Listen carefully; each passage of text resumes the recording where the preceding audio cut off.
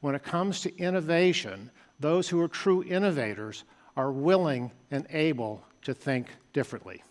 I was asked about 2 years ago by Forbes to write an article on what healthcare learned from fighting a global pandemic, and I basically said there were 3 themes. 1, an industry known for moving at glacial speed began moving at warp speed. 2, health and clinical leaders, most, not all, most clinical and health leaders demonstrated they were willing to challenge the status quo, and they were willing to move to do agile transformation. And then finally, humans fought the battle. Data and AI were the weapons used to win fast. A newly minted physician in 1950 would go their entire career before medical knowledge doubled. Today, medical knowledge is doubling every 72 days. So think about that. How does that work? You're the best trained physician coming out of the best residency, top of your class, and a couple months from now, there'll be twice the amount of information to know and manage. This is where, again, the promise of AI comes in. You will learn how to use AI that actually creates value at scale. So everything on the left is what AI is really good at, better than humans.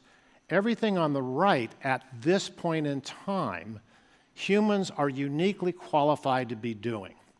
So the idea and the value proposition on AI is how do we take everything on the left and bring it in behind all of you who are clinicians and knowledge workers to make you better at something you care about. I would be willing to bet that 99% of everyone in this hall has their cell phone in their purse, their pocket, or in their hand.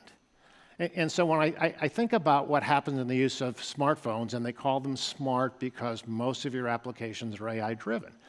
So the idea here is this. As you're doing what you normally do with your phone, you're ordering dinner, you're ordering a car, you're trying to figure out when the ideal time is to purchase that ticket to go on vacation. Every time you do that, do you start worrying about what's going on in the background, how it's working? It's interesting to me how many times when I'm working with health and medical leaders, they somehow think they have to know exactly how all of this works.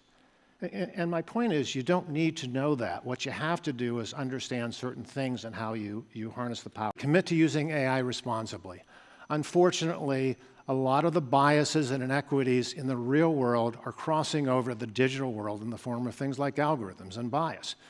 We have the ability, we have the tools, we have the resources to not only mitigate that, but actually use the digital world to be reducing those biases from the real world and making healthcare more fair, more equitable.